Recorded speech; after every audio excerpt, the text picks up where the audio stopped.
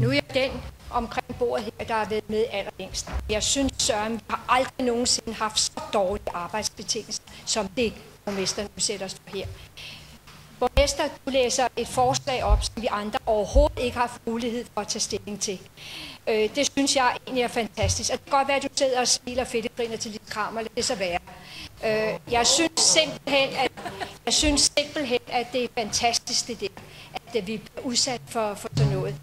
Jeg ved godt, at et flertalsgruppe har lov til at tale sammen. Ja, selvfølgelig har man det. Men det havde klædt borgmesteren, at han ligesom havde sendt noget ud til os andre, hvis det er noget, vi skulle forholde os til her i dag. Så det synes jeg egentlig, det er lidt fantastisk. Og jeg synes også, at det er på tide, borgmester, at du er hele kommunalbestyrelsens borgmester, og ikke kun Venstres borgmester. Simon Pihl Sørensen.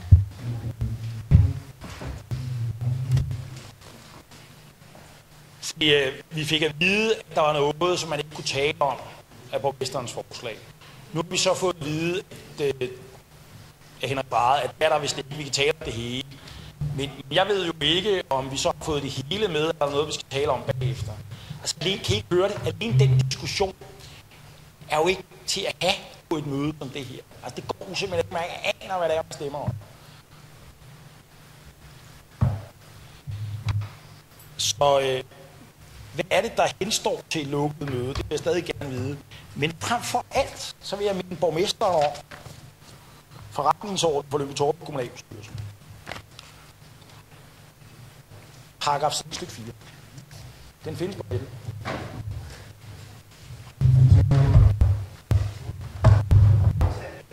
Når en medlem har foreslået, at en sag henvises til udvalgsbehandling, stoppes behandlingen straks, og der træffes en afgørelse omkring det forslag, som jeg er kommet med. Der kan ikke nytte noget, at borgmesteren bliver ved med at presse sit forslag på. Jeg har en ret til at få det behandlet. Og det kan ikke være rigtigt, at jeg som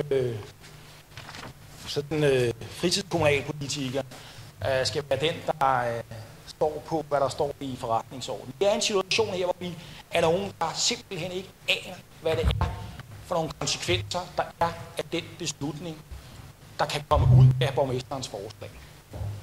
Og jeg vil til enhver tid, morgen, middag og aften, forsvare borgmesterens ret til at få det vedtaget. Også selvom det er et dumt forslag. Jeg kan kende indholdet af det og rækkevidden af det. Så derfor er jeg meget appelleret til, at borgmesteren tager forretningsorden for Lyngby-Taarbæk Kommunalbestyrelses alvorligt, vedtaget den 25. maj 2009, sådan at vi kan træffe beslutning om, hvorvidt kommunalbestyrelsen som helhed er enig med mig i, at det er rart at vide, hvad der stemmer om, og hvad de økonomiske konsekvenser er i ukommende det faktum, at vi faktisk er nogen, der skal prøve for det her budget til at hænge sammen. Og det går jeg ikke ud fra, at vi kan være uenige om. Alene af den grund, at det stadig henstår, om der er noget, vi ikke må tale om at tale. Så vil det være meget, meget bedre at beslutte, at det drøfter vi så i det udvalg, som jo er lukket. Så er der ingenting, som kan fraholdes vores andres opmærksomhed på oplysning. Og hvis det er et godt forslag, hvem ved, så er der måske nogle flere, der kan stemme for. Jeg skal selvfølgelig efterkomme Simon Pihl Sørensen med det samme. Beklager, at jeg ikke stoppede det med det samme. Vi plejer bare normalt at kan køre talerækken til inden man stemmer om det. Men det beklager jeg, at det ikke er på den måde nu i dag. Og derfor stopper jeg selvfølgelig forhandlingen med det samme og siger, at vi skal stemme om tilslutningen til, at sagen sendes tilbage til behandling i økonomiudvalget, som jeg går ud på, har vi enige om, det er det respektive fagudvalg for det her. Personligt vil jeg anbefale, at man stemmer nej. Den her sag fortjenes og bliver afgjort nu. Så jeg skal høre, hvem kan stemme for, at sagen tilbagesendes til økonomiudvalget. 2, 3, 4, 5, 10. Hvem stemmer imod? Så er forslaget faldet. Og undlader. Hvem undlader at stemme? 1. Så er Simon Pihl Sørensen. skal jeg med hjem i forretningsordens paragraf 6 anmode om, at staten kommer på næste kommunalbestyrelse. Det vil jeg også gerne bare se, om der er 6 medlemmer af kommunalbestyrelsen, synes det. Fordi det er det næstbedste, jeg kan få. Jeg er simpelthen nødt til at bruge tid på, når nu jeg ikke rigtig kan få at vide helt omfanget af borgmesterens forslag. Så selv at lave noget forskning omkring det, og det er så den mulighed, jeg har. Og det er der 6 medlemmer af kommunalbestyrelsen, der skal. Og så må vi se, om den holder.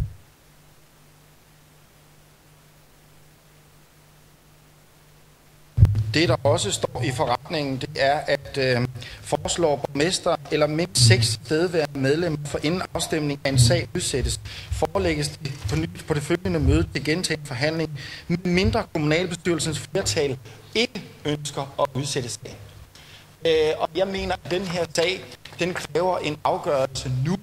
Jeg vil appellere til, at man stemmer nej til at udsætte den til et næste møde, men at vi træffer afgørelsen nu. Så jeg skal høre, hvem Simon Sørensen? Jamen altså, nu forhandler vi spørgsmålet omkring udsættelse til næste kommunalbestyrelsesmøde. Der har man lov til. Det kan godt være, det siger borgmesteren for ordet. Nu har borgmesteren argumenteret, hvorfor den her sag er uopsættelig. Der er jeg bare nødt til at sige, vi er ikke i stand til at få samtlige oplysninger om det forslag, vi stemmer om. Jeg er nødt til at virkelig appellere til borgmesteren her. Vi har et kommunalbestyrelsesmøde, der er 14 dage væk. Altså, hvad er det, der i den her sag gør, at vi andre ikke må bringes op til speed i den her sag? Det er den ene ting. Den anden ting er, at vi bryder med en kutyme i kommunalbestyrelsen om, at den mulighed har vi. Og det kan vi godt. Så får vi bare nogle helt andre arbejdsforhold i den her kommunalbestyrelse. Jeg vil virkelig appellere til, at borgmesteren tænker sig rigtig godt om her. Det her, som jeg siger, handler jo ikke om sagens materie. Det handler om at blive klog på sagens materie. Og det må som folkevalgt altså være noget, man kan forlange. Jeg står her og langt inde i et møde for at vide, at noget af det kan vi ikke diskutere, fordi det skal på et lukket møde. Og står her og må opleve, at der bliver læst op af minpony.dk om ting, at jeg ikke har gjort i chance med at forholde mig til omkring økonomien i det her. Står her for at vide, at der ikke er nye oplysninger, så er alligevel nye oplysninger, der gør, at man kan lave om på den beslutning, som er endegyldig i overensstemmelse med kommunale styrelseslov. Kan I ikke høre, der er så mange ting her, der gør, at selvom man er for det, borgmesteren siger, så kunne man måske oppe sig til at sige, okay, det lyder som om Simon Pihl har en pointe omkring sagens materie. Vi stemmer, som vi gør næste gang, uanset hvad, men vi skal i hvert fald ikke sidde på os. Sagen ikke er oplyst, og man ikke har styr på juraen, og man faktisk ikke har styr på noget som helst, hvad der skal blive lukket og åbent møde. Og virkelig appellere. Vi stemmer om spørgsmålet, om sagen skal udsættes. Hvem stemmer for, at sagen den skal udsættes til næste kommunalbestyrelsesmøde?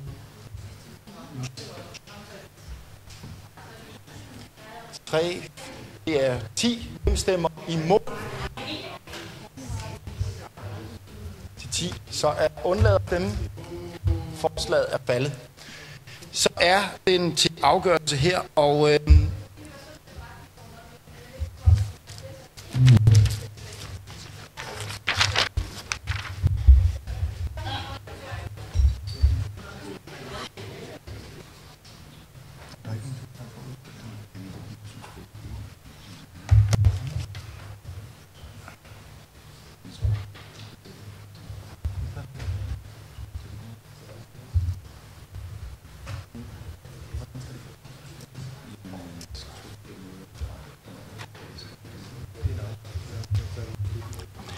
jeg får at vide, at OK Hansen.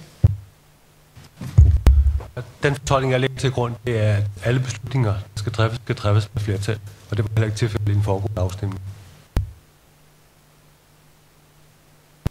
Det, der blev sagt, er, at alle beslutninger skal træffes med et flertal, og da der ikke er flertal for at udsætte dem, så er sagen behandlet, og den behandler vi nu. Det er sådan, det skal forstås. Og derfor så går vi til behandling af det substantielle i Simon Pihl Sørensen. Jamen hør nu her, at det borgmesteren, der har foreslået, at sagen ikke skal udsættes. Det var dig, der foreslår, at den skal udsættes. Ja, jeg foreslår, at den skal udsættes. Yes. Og så jeg siger, at 6 medlemmer begærer, at den skal udsættes. Ja, Yes. godt. Så siger borgmesteren, det synes jeg ikke. Og begærer afstemning. Det er så borgmesterens forslag. Er vi enige om det? Ja. Er vi så enige om, at det er borgmesterens forslag, står 10-10? Er vi så ikke enige om, at det er borgmesterens forslag, eller færre? Jo. Kom.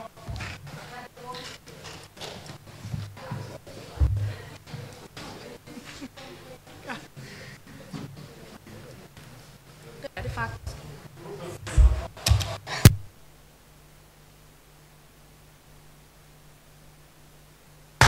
Der er ikke meningsudfald i salen. Joachim Hansen. Jeg blev bedt om en kommentar til det. Der blev stillet et forslag. Forslaget blev ikke stemt igennem. Og det er en almindelig forståelse af styrelsesloven, uanset der måtte være uklarhed i den gældende forretningsorden. Hvad er forståelsen af den afgørelse, som bliver truffet? Ud fra den stemmeoptælling, der var, så faldt et forslag om at udsætte til næste kommunalbestyrelsesmøde. Men der står, at det er 6 medlemmer eller borgmesteren, der kan foreslå, at en sag udsættes. Det vil sige, at der er 6 medlemmer, der foreslår, at den skal udsættes. Det er det, der er til afstemning, og det er det, som falder i det, der ikke er flertal. Så vi er tilbage ved, at sagen den behandles, og den behandles nu. Ja. Det er simpelthen helt...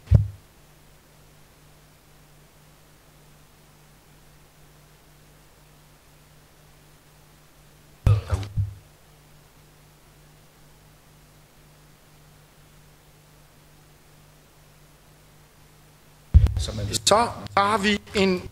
Jeg læser op. Det, der står i det, er, at foreslår borgmesteren eller mindst 6 tilstedeværende medlemmer inden afstemningen, at en sag skal udsættes. Og det, jeg hørte Simon Pihl Sørensen, det var at sige, at jeg og 6 andre ønsker, at den skal udsættes. Vi kan godt konstatere, om der er 6 andre, der ønsker den udsat. Det kan vi starte med at konstatere, at det er der. Så skal det til afstemning, om den skal udsættes. Og det er jo forslaget fra de 6. Nej, det er ikke korrekt. Jamen, det står der jo. Det er simpelthen ikke rigtigt. Foreslår borgmesteren eller mindst 6 medlemmer. Så skal det behandles med mindre flertal er imod. Og det kræver jo, at der er nogen, der fremsætter forslag om, at det er sådan. Og vi konstaterer, at der var 10, så vi kan huske, der var imod. Men der står stadigvæk, foreslår borgmesteren eller mindst 6 medlemmer inden afstemning, at en sag udsættes. Der er 6 medlemmer, der foreslår, at sagen den skal udsættes. Jeg læste hele sætningen. Forelægges den på ny i følgende møde. Man konstaterer, der er 6, der er udsat. Så forelægges det på ny. Men vi tager... Med mindre er et flertal i kommunalbestyrelsen.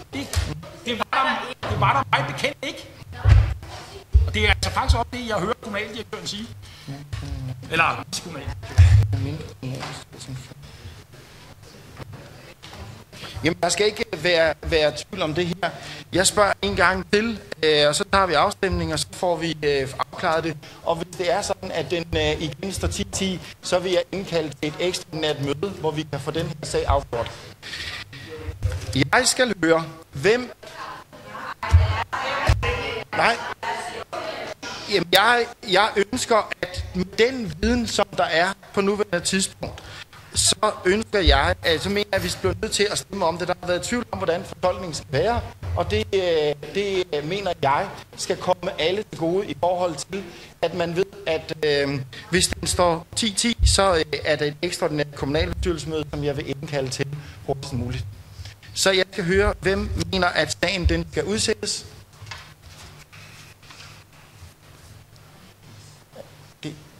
Hvem stemmer imod? Yes, indkaldt til ekstraordinært kommunalbestyrelse, hvor den her sag den tages op som et selvstændigt punkt. Og det er, hvad er reglerne i forhold til det? Mere sådan for, at tilhørende også ved det. Det er rimelig varsel. Yes.